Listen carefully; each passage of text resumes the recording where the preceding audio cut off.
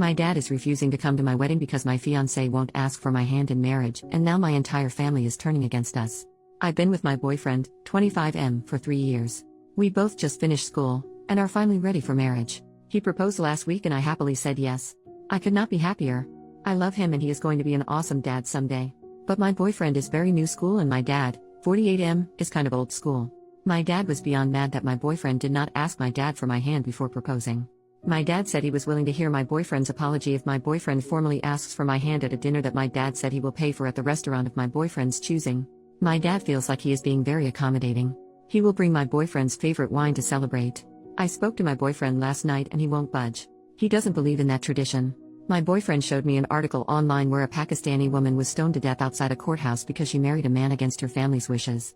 This just happened. My boyfriend, who witnessed his father be abusive and possessive with his mom as a child, has always felt strongly that women are not property. He thinks the tradition of asking for her hand is repulsive. His point is that he's met my whole family, and gotten to know them. He says they have always known his intentions and he never made it secret that he was in love with me and wanted to marry me and have children. He feels he has done enough to announce his intentions and all of them seem to approve of him. He says that at this point he only needs my approval to marry him and nobody else's. So yesterday my mom told me that my dad, who is not even speaking to me because I won't set my foot down with my boyfriend, is calling the whole family and telling them to not attend my wedding. My mom says that my boyfriend is the one treating me like property by not letting me have a say in his decision to not observe a tradition that my 2 older sisters' husbands observed. I told my mother that I understand where my boyfriend is coming from and that I have decided to do away with the tradition of him asking for my hand. So my mother is obviously mad and said that I should be ready for serious consequences. I asked her what and she would not say. But from talking to my sister, she said that they would blackball us from all family gatherings. My 2 sisters and my mom have told me my boyfriend is being selfish. The wedding is set for August 9th. I'm worried that nobody in my family will attend my wedding.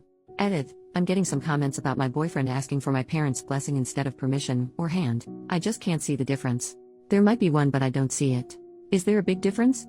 Update, 2 years later. Hi everyone, it's been over 2 years and I guess I owe you all an update for leaving you hanging for so long.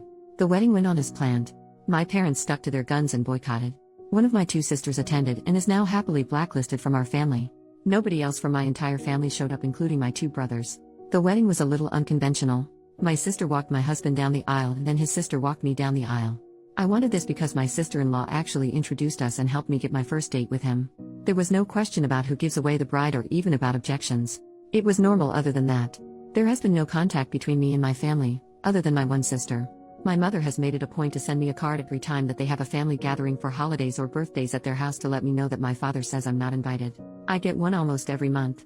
I don't even read them anymore, I just toss them.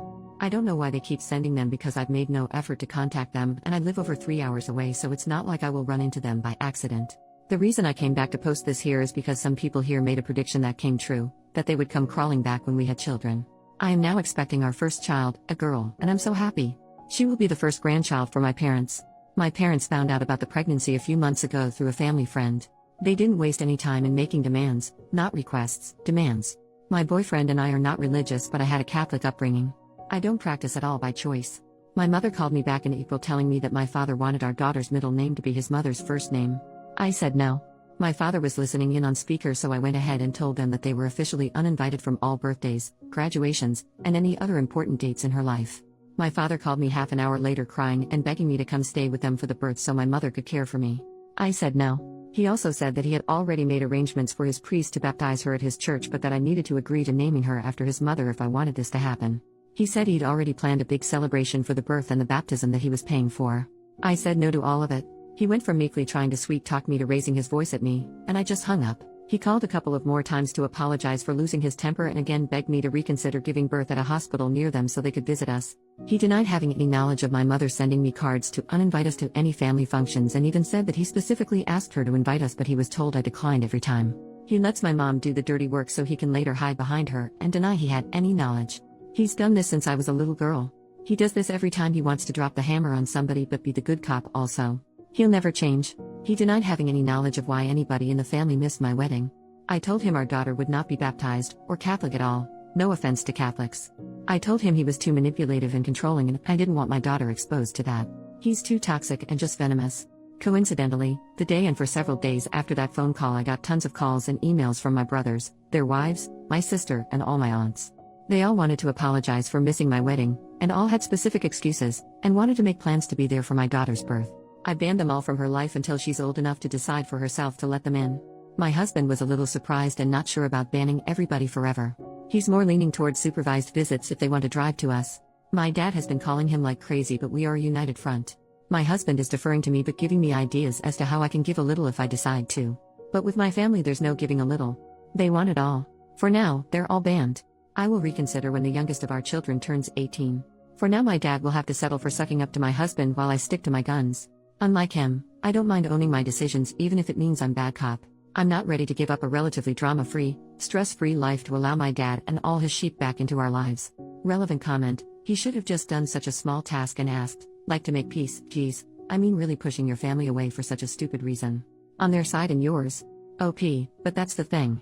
After that one small task they would want to name my daughter, another small task, then they would ask I go have the baby near them, another small task, then have her baptized by their priest, then they pick her school, then they make life decisions for her like they tried with me and my siblings, all small tasks. OP then replies to a downvoted comment that things have gone too far and to make amends for their daughter. I guess I would tell you that not everything fits in the oversimplification in your comment. My daughter will be better off without a full family of manipulative, controlling, and abusive people, or people who condone such behavior. After years of abuse I was glad my husband decided my dad's demand that he ask permission to marry me was too antiquated. The original conflict that caused this rift was years of abuse and manipulation. I chose to burn bridges that needed to go. Otherwise I would never be free to make my own decisions about my own life without consulting with my dad at every turn.